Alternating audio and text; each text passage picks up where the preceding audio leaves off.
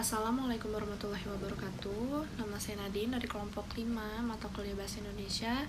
Di sini kami akan mempresentasikan karya tulis ilmiah kami yang berjudul Hubungan Konsumsi Zat Gizi, Protein, dan Lemak dan Tingkat Pengetahuan Gizi dengan Status Gizi pada Remaja, yang beranggotakan yang pertama nama saya Nadine dengan NIM 63. Nama saya Dia Tias dengan NIM 45. Saya Dewi Anggita dengan NIM 51.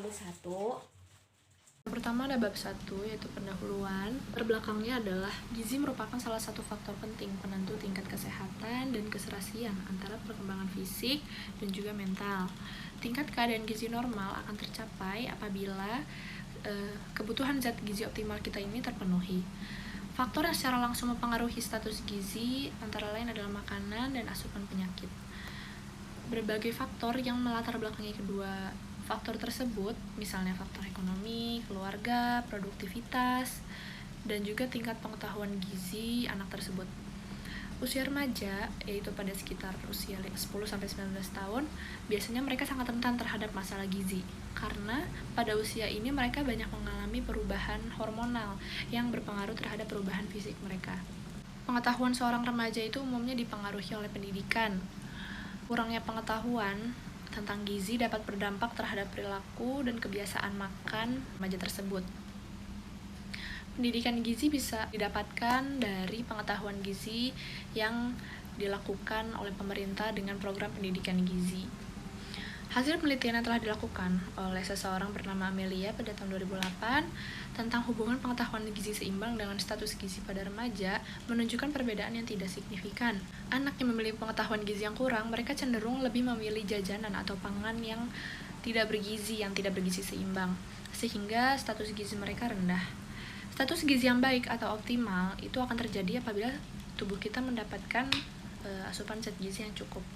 Status gizi kurang bisa terjadi apabila tubuh kita mengalami kekurangan satu atau lebih zat gizi esensial. Zat gizi esensial itu adalah zat gizi yang diperoleh dari luar tubuh karena tubuh tidak dapat mensintesisnya. Status gizi lebih dapat terjadi apabila tubuh kita memperoleh zat gizi yang melebihi angka dari kecukupan, sehingga menimbulkan efek yang dapat membahayakan bagi tubuh, misalnya obesitas, diabetes mellitus, dan lain-lain. Yang kedua ada rumusan masalah.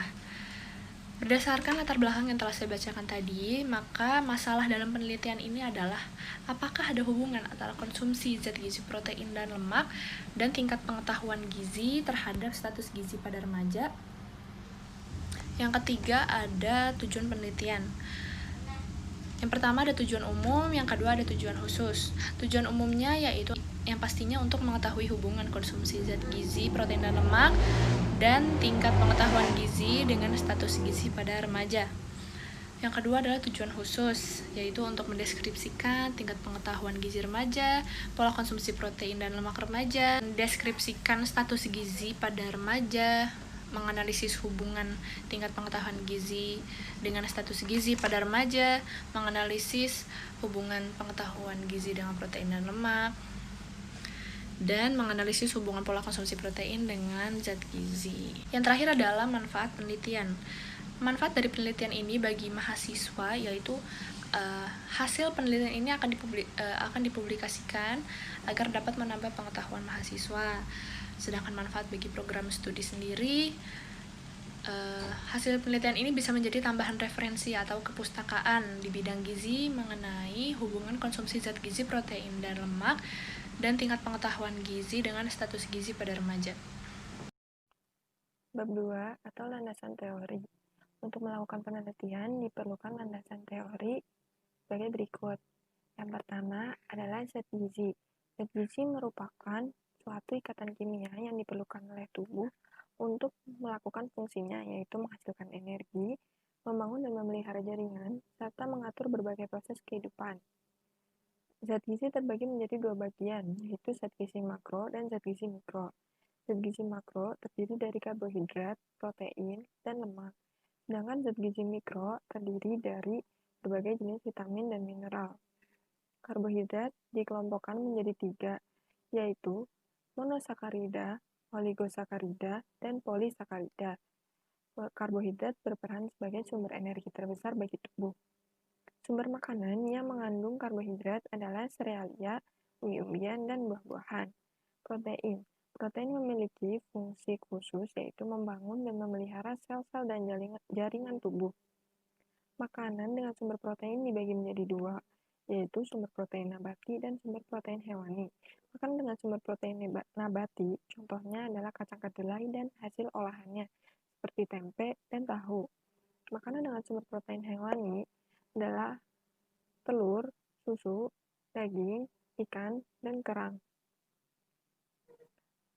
Lemak. Lemak berfungsi sebagai cadangan energi dan pelarut bagi vitamin A, D, E, dan K. Berdasarkan jenis ikatannya, asam lemak terbagi menjadi dua, yaitu asam lemak jenuh dan asam lemak tak jenuh. Makanan yang mengandung asam lemak jenuh, contohnya yaitu daging, telur, dan keju. Sedangkan makanan yang mengandung asam lemak tak jenuh, contohnya yaitu alpukat, kelapa, dan kedelai. Zat gizi mikro terbagi menjadi vitamin dan mineral. Vitamin diklasifikasikan menjadi vitamin larut air dan vitamin larut lemak. Vitamin larut air berarti vitamin tersebut dapat larut dalam air, sedangkan vitamin larut lemak berarti vitamin tersebut tidak dapat larut dalam air, melainkan dapat larut dalam pelarut organik. Vitamin yang termasuk vitamin larut air adalah vitamin B dan vitamin C, sedangkan vitamin yang termasuk dalam vitamin larut lemak adalah vitamin A, D, E, dan K. Mineral. Mineral merupakan zat gizi mikro dalam tubuh yang berfungsi dalam proses metabolisme unsur zat gizi makro. Contoh mineral yaitu seng, zinc, tembaga, kalium, fosfor, kalsium, dan lain-lain. Status gizi. Status gizi merupakan suatu kondisi tubuh sebagai dampak dari konsumsi makanan dan penggunaan zat-zat gizi. Status gizi diklasifikasikan menjadi tiga, yaitu status gizi kurang, di mana jumlah energi pada seseorang yang masuk lebih sedikit dibandingkan jumlah energi yang dikeluarkan.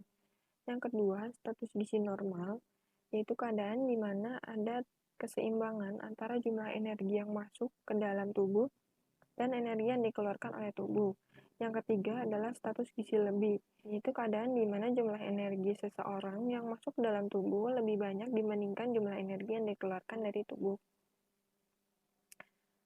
Terdapat faktor-faktor yang dapat mempengaruhi status gizi. Faktor-faktor tersebut diklasifikasikan menjadi dua, yaitu faktor langsung dan faktor tidak langsung. Faktor langsung terdiri dari umur, asupan energi, asupan protein, asupan karbohidrat, dan juga asupan lemak. Semakin bertambahnya umur seseorang, maka kebutuhan energi juga akan semakin meningkat. Jika kebutuhan energi tidak terpenuhi atau kurang dari yang seharusnya, maka produktivitas seseorang akan menurun dan kehilangan semangat bekerja dan cenderung lamban dalam melakukan pekerjaan. Asupan energi. Kebutuhan energi yang tidak tercukupi dapat menyebabkan protein, vitamin, dan mineral tidak dapat digunakan secara efektif. Untuk mengonsumsi protein dianjurkan berkisar 10 hingga 15% dari total energi. Asupan karbohidrat sangat penting bagi tubuh manusia karena karbohidrat merupakan sumber energi utama bagi tubuh manusia. Asupan lemak. Menurut WHO, dianjurkan untuk mengkonsumsi lemak sebanyak 20 hingga 30% kebutuhan energi total. Faktor tidak langsung yang mempengaruhi status gizi yaitu tingkat pendidikan, tingkat pendapatan, dan tingkat pengetahuan. Ditinjau dari tingkat pendidikan, semakin tinggi tingkat pendidikan seseorang, maka akan semakin tinggi pengetahuannya mengenai gizi dan kesehatan. Berdasarkan tingkat pendapatan, besarnya pendapatan seseorang biasanya mempengaruhi kemampuan orang tersebut dalam memenuhi kebutuhan makanannya sesuai jumlah yang diperlukan oleh tubuh. Berdasarkan tingkat pengetahuan, adanya pengetahuan mengenai zat gizi, maka seseorang dapat mengetahui status gizinya sendiri. Dengan mengetahui status gizinya sendiri, seseorang tersebut dapat melakukan perbaikan gizi terhadap dirinya sendiri dan juga kepada masyarakat. Tingkat pengetahuan gizi. Pengetahuan gizi merupakan sesuatu yang diketahui mengenai makanan dan berhubungan dengan kesehatan optimal. Pengetahuan gizi mencakup pengetahuan tentang bagaimana memilih dan mengkonsumsi makanan yang baik untuk keseharian dan memenuhi zat gizi yang dibutuhkan untuk fungsi normal tubuh. Hal ini berpengaruh terhadap status gizi seseorang. Pengetahuan yang termasuk dalam lingkungan kognitif, menurut Noto Atmojo, memiliki 6 tingkatan, yaitu yang pertama, tahu, yaitu mengingat suatu materi yang telah dipelajari sebelumnya.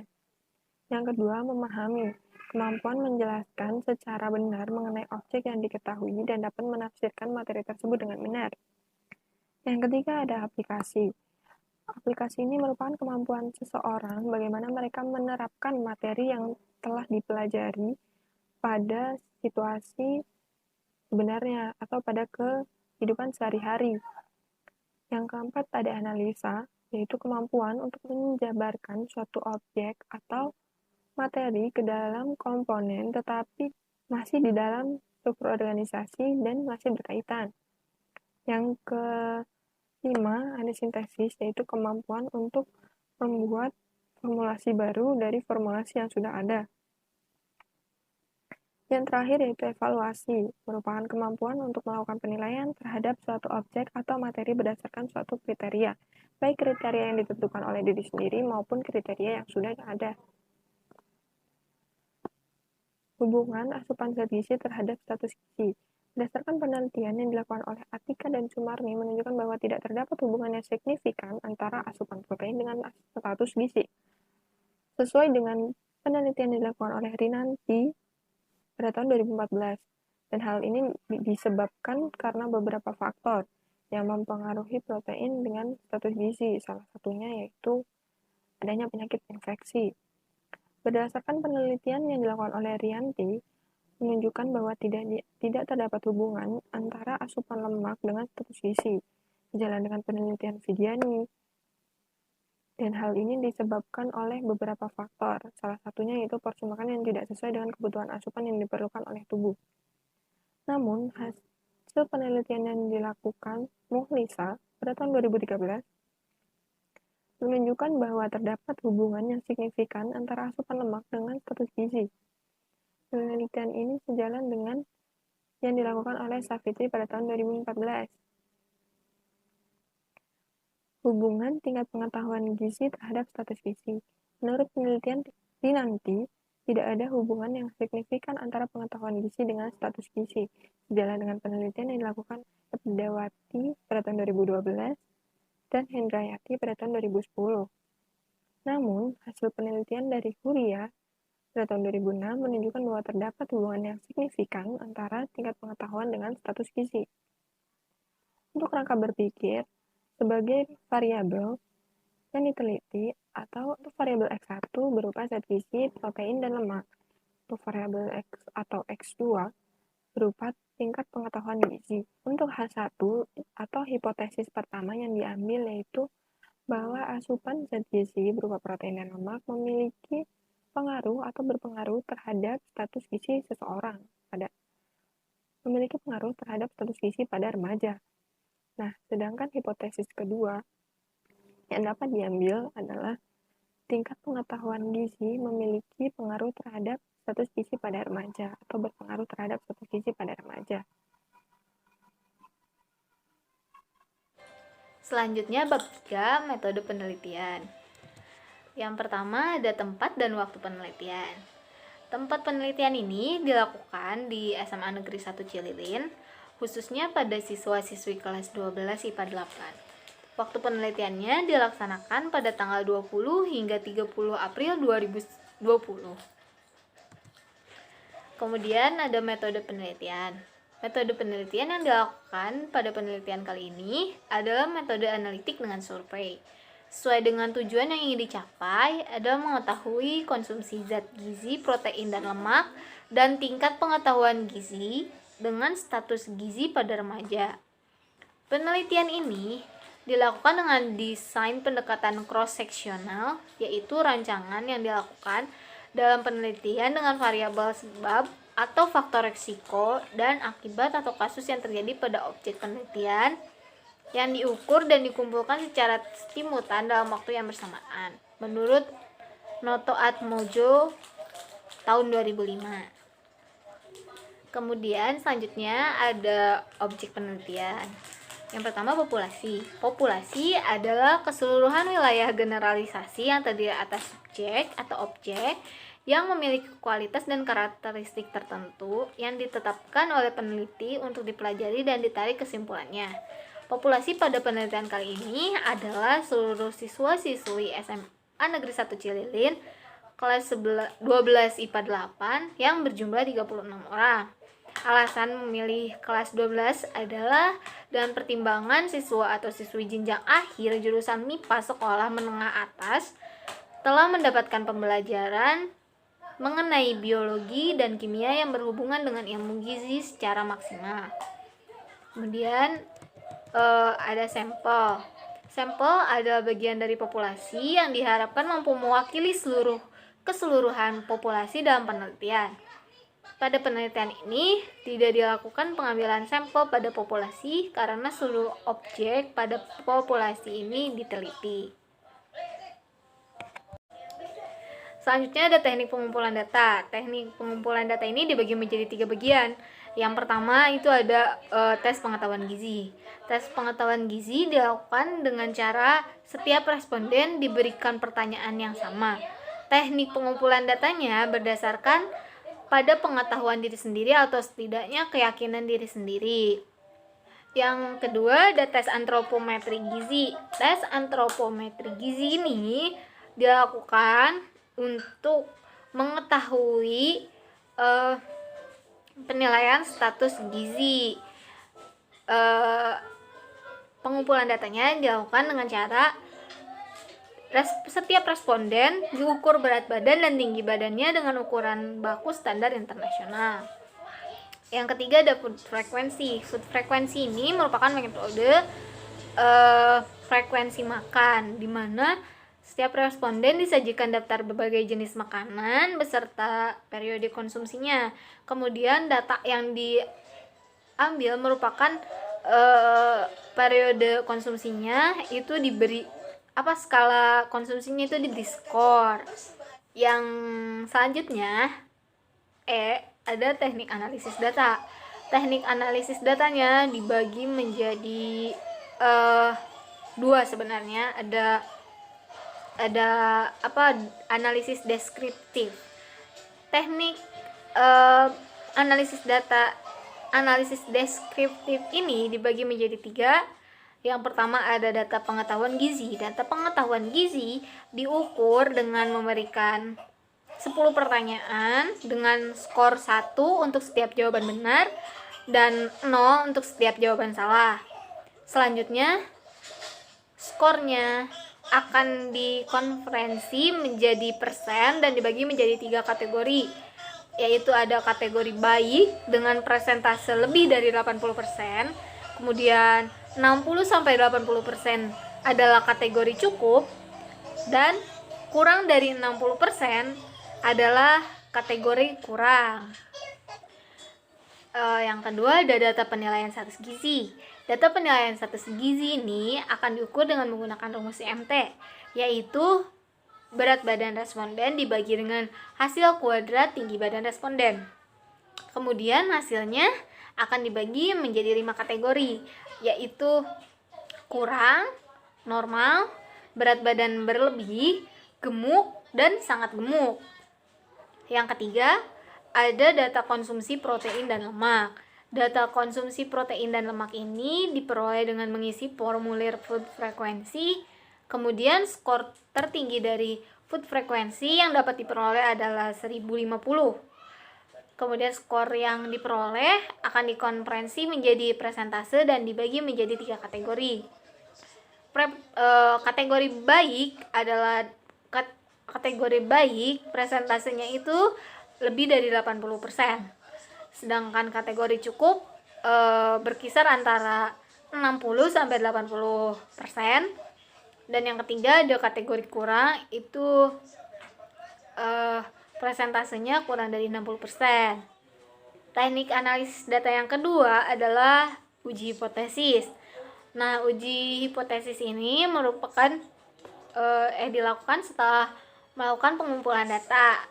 Data yang dikumpulkan itu diperiksa ulang kelengkapannya dan kebenaran datanya. Kemudian masing-masing data variabel diolah, distabulasi silang, dan dianalisis hubungannya dengan menggunakan korelasi Spearman. Thanks for watching. Stay safe and sound. Bye.